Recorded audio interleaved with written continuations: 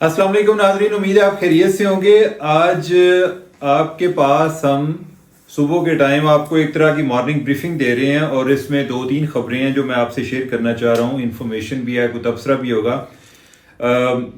दो जो हैं वो PMLN के बारे में है और एक PTI के बारे में है। जो PMLN के बारे में है, मियां नवाज शरीफ के खिलाफ 2 और केसेस नैब ने बंद कर दिए हैं, उनके बारे में मैं मुख्तसर आपको बयान बताऊंगा। इसके अलावा जो टिकट्स की तकसीम है, किस तरीके से पार्टी में टिकटों की तकसीम हुई है, जो शरीफ ख़ानदान है उसको कितने टिकट मिले हैं और जो बाकी हैं उनको कितने टिकट मिले हैं, इन पर बात करेंगे। और तीसरी बात यह है कि जो आज के हवाले से बड़ा अहम इशू है, आपके नॉलेज में यह है कि जिस तरह सुप्रीम कोर्ट ने आज फैसला देना है कि बल्ला किसके पास जाएगा, इलेक्शन कमीशन के पास रहेगा या PTI को दे दिया जाएगा ताकि वो इलेक्शन में उसको इंतखाबी सिंबल के तौर पे इस्तेमाल कर सकें। अगर बल्ला नहीं मिलता तो PTI ने क्या सोचा हुआ है, PTI का प्लान B क्या है, किन जमातों का कौन सा इंतखाबी निशान वो यूज़ कर सकते हैं। तो आगे बढ़ने से पहले वही आपको जो रूटीन की याद दहानी है कि चैनल को सब्सक्राइब करें और नोटिफिकेशन का बटन ऑन करें ताकि फौरी तौर पर आपके पास प्रोग्राम पहुंचा करे।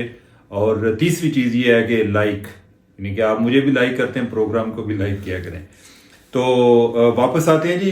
इलेक्शन जो नैब है, नैब ने जो PMLN के लिए और या मियां नवाज शरीफ के जो चाहने वाले हैं उनके लिए और एक अच्छी खबर कि नैब ने उनके खिलाफ 2 इंक्वायरीज बंद कर दी हैं। और जो एक पाकिस्तान में निज़ाम है कि जो काम शुरू होता है, इंक्वायरीज शुरू होती हैं, वो भी टारगेटेड होती हैं और जब बंद होती हैं वो भी टारगेटेड होती हैं। कोई ऐसा मेरिट ना पहले देखा जाता है ना बाद में देखा जाता है। लेकिन यह है कि मियां साहब पर इल्ज़ाम क्या था। मियां साहब पर इल्ज़ाम यह था कि मियां साहब ने एज अ प्राइम मिनिस्टर, उन्होंने जो एक वज़ीर आज़म के पास जहाज़ होते हैं उनको उन्होंने ना चिंगची की तरह इस्तेमाल किया है, रेड़े की तरह वाया है, ठीक है, बहुत ज़्यादा जो है उसका मिस यूज़ किया है। और जो है कई दफ़ा उस पर वो अपने पूरे ख़ानदान को लाद कर ले जाते थे किसी जगह पर, कोई प्राइवेट ट्रिप्स पर। और फिर जो है अगर कोई उनसे जहाज़ को कोई फुर्सत मिलती थी तो जो शहबाज शरीफ हैं वो बैठ जाते थे, भाई महेंद्रा आया, तो वो की निकल जाते थे, कभी एक मुल्क थे कभी दूसरे मुल्क, और कभी वो पाकिस्तान में ही कोई अपने दोस्त अहबाब को मिलने चल पड़ते थे। इनके इल्ज़ाम था ये उन पर। तो उनके काफ़ी 19 विजिट थे बाहर के मियां नवाज शरीफ के। तो जो उसमें उन्होंने उनकी फैमिली के जो मेंबर्स हैं उनका जिक्र किया हुआ कि उन्होंने भी ट्रैवल किया हुआ है और उसको उन्होंने प्राइवेट ट्रिप का नाम दिया हुआ था। लेकिन बेसिकली वो उसमें को ऑफिशियल ट्रिप्स भी थे, मसलन चाइना गए हुए थे, UK गए हुए थे, सऊदी अरेबिया, कुछ सऊदी अरब में तो हर जो भी जाता है फिर वो ऑफिशियल ट्रिप पर भी जाए तो उम्रा किए बगैर वापस नहीं आता। तो उसमें उन्होंने उनके ख़ानदान के लोग और बच्ची और वैले सर्विस वाले और बाकी इस तरह के, और खैर उसमें कोई वज़रा वगैरह भी थे जिनके नाम उन्होंने इतना जिक्र नहीं किया हुआ था पहले। शहजाद अकबर जो आजकल खुद मफरूर है नैब के, मतलूब है नैब को, उन्होंने उनके टाइम पर ये केसेस बने थे। और जो दूसरा शहबाज शरीफ के हवाले से था तो उन्होंने भी काफ़ी जो PMLN जो प्राइम मिनिस्टर का जो जहाज़ है उसको काफ़ी इस्तेमाल किया हुआ था। तो उस पर फिर नैब जो है ना, नैब ने अगर केस बनाना हो तो वो कीड़े निकाल लेता है, अगर ना ख़त्म करना हो तो वो उन्होंने कहा जी कि नहीं, जो शहबाज शरीफ ने भी जहाज़ इस्तेमाल किया है बेसिकली वो उन्होंने सरकारी मकासद के लिए इस्तेमाल किया है, कोई ज़ाती मकासद के लिए वो गन्ने चुपड़नी सन गए, यानी कि वो कोई अपने ऑफिशियल बिजनेस के लिए गए हुए थे।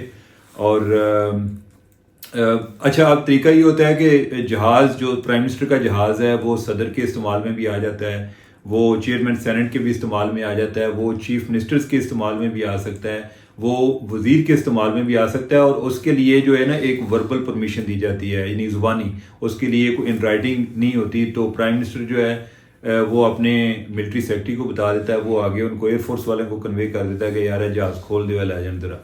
तो वो जो है, यानी कि अब कोई ऐसा रिकॉर्ड तो था नहीं, तो लिहाजा उन्होंने कहा जी कि किसी ने एतराज़ भी नहीं किया हुआ पहले, तो ठीक है जान दे उन्हें। वैसे मियाँ साहब के साथ मामला ठीक है तो इनको मियाँ साहब को छूट दी जाए। तो वो 2 इंक्वायरीज जो हैं वो बंद हो गई हैं।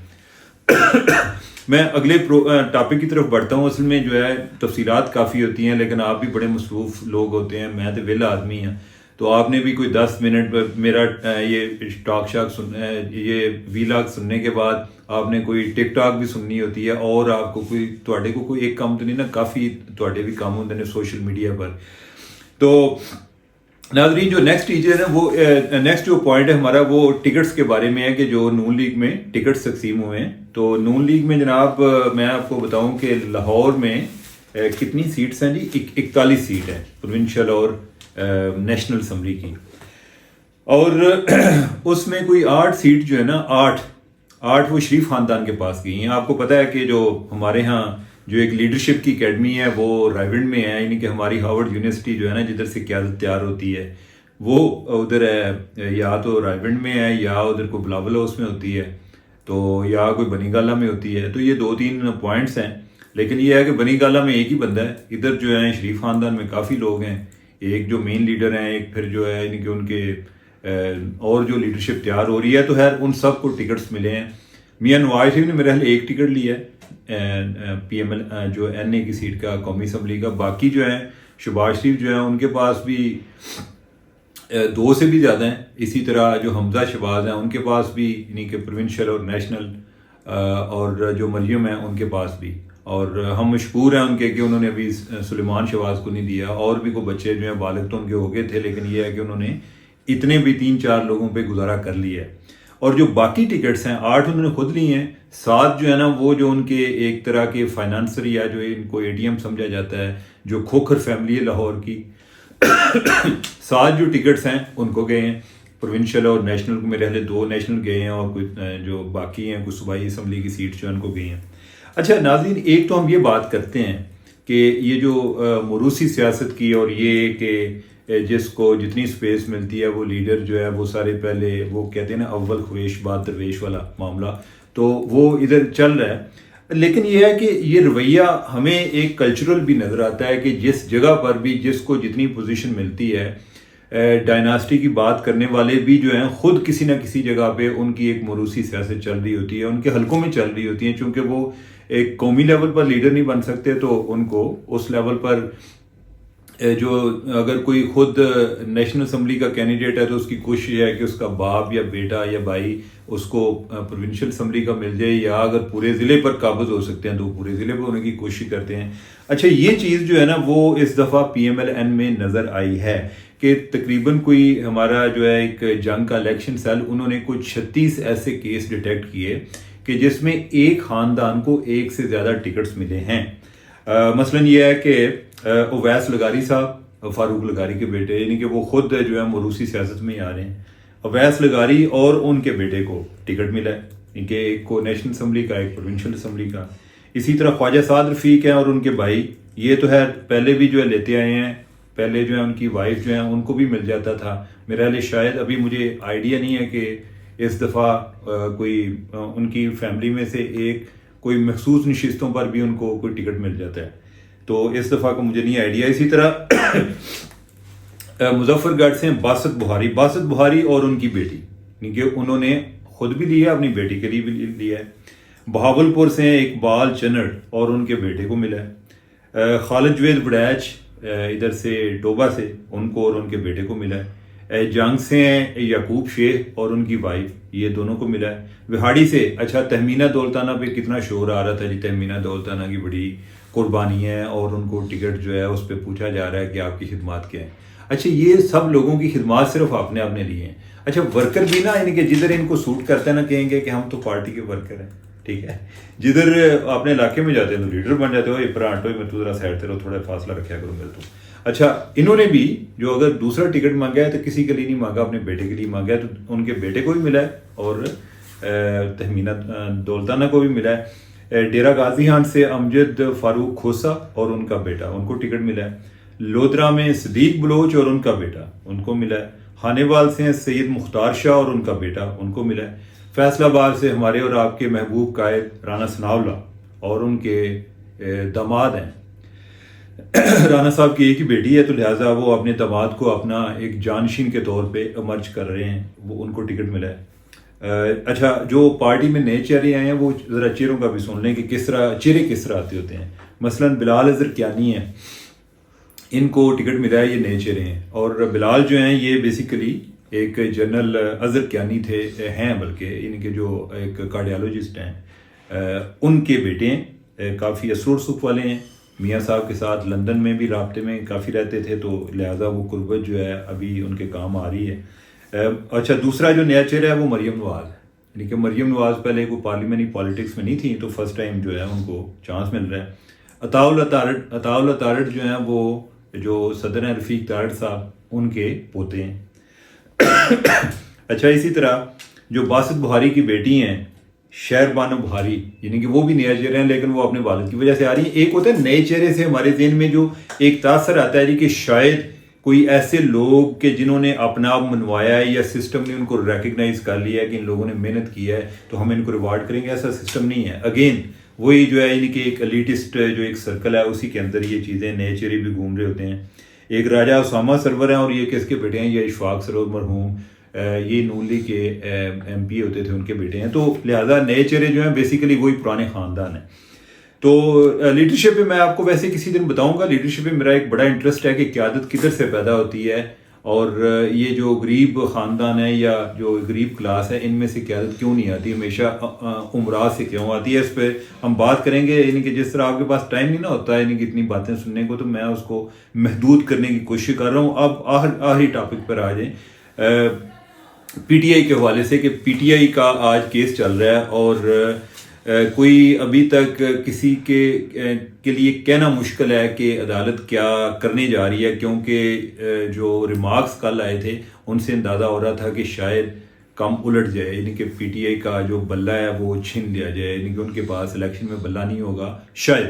ٹھیک ہے, یعنی کہ اب آج دیکھتے ہیں, میرے منہ میں ہاک پتہ نہیں ہے, یعنی کہ پتہ نہیں ہوگا یا نہیں ہوگا, لیکن میں ویسے ایک بات کر رہا ہوں. تو اگر ان کیس نہیں ہوتا تو پی ٹی آئی کیا کرنے جا رہی ہے جی. پی ٹی آئی کے پاس ابھی 2-3 آپشن ہے. میں کچھ دنوں سے یہ باتیں سن رہا تھا اور آج ایک اخبار میں بھی رپورٹ ہوئی ہیں, اور وہ اخبار ہے ڈان, اور اس میں بھی وہ اشارے مل رہے ہیں کہ اگر پی ٹی آئی کو بلہ نہ ملا, قاضی صاحب نے کیا کہ نہ بھائی نہ, نہیں کہ تھوڑے نہ جی, نہیں کہ آپ تو تحریک انصاف ہیں, آپ تو کہتے ہیں کہ قانون کی حکمرانی چاہیے, تو ادھر ترلا گراؤنڈ پہ کوئی کام نہیں چلے گا. اگر ایسی صورتحال بن گئی, پی ٹی آئی بلے سے محروم ہو گئی, تو انہوں نے جو پلان تیار کیا ہوا ہے وہ انہوں نے ویسے بڑا ایک انٹرسٹنگ سا پلان ہے. بڑا انٹرسٹنگ جو ہوتا ہے نا ورڈ, یہ کو پازیٹیو یا مثبت منفی نہیں ہوتا, یہ نیوٹرل ذرا ایک بیان کرنے کے لیے ہوتا ہے. تو وہ یہ ہے کہ انہوں نے 2 مذہبی جماعتیں ہیں جن کا انہوں نے پلان کیا ہوا ہے. ایک ہے سنی اتحاد کونسل. اچھا سنی اتحاد کونسل جو ہے یہ مولانا شرانی جو کہ مولانا فضل الرحمان کے ساتھ تھے, انہوں نے اپنی پارٹی بنائی ہوئی ہے. تو ایک ہے مجلس وحدت مسلمین, یہ جو ہے فقہ جعفریہ کی ہے. اب یعنی مجھے جو کیلکولیشن لگ رہی ہے وہ یہی ہے کہ جو ان کا کوئی سنی ووٹ جدھر ہوگا زیادہ, جو دیوبندی ٹائپ ہے, وہ سنی اتحاد کونسل والے پلیٹ فارم سے کنٹیسٹ کر رہے ہوں گے, ان کا جو سمبل ہے استعمال کر رہے ہوں گے, اور جو مجلس ہے جو فقہ جعفریہ والا جو ایلیمنٹ ہے وہ زیادہ مجلس کی طرف چلا جائے گا.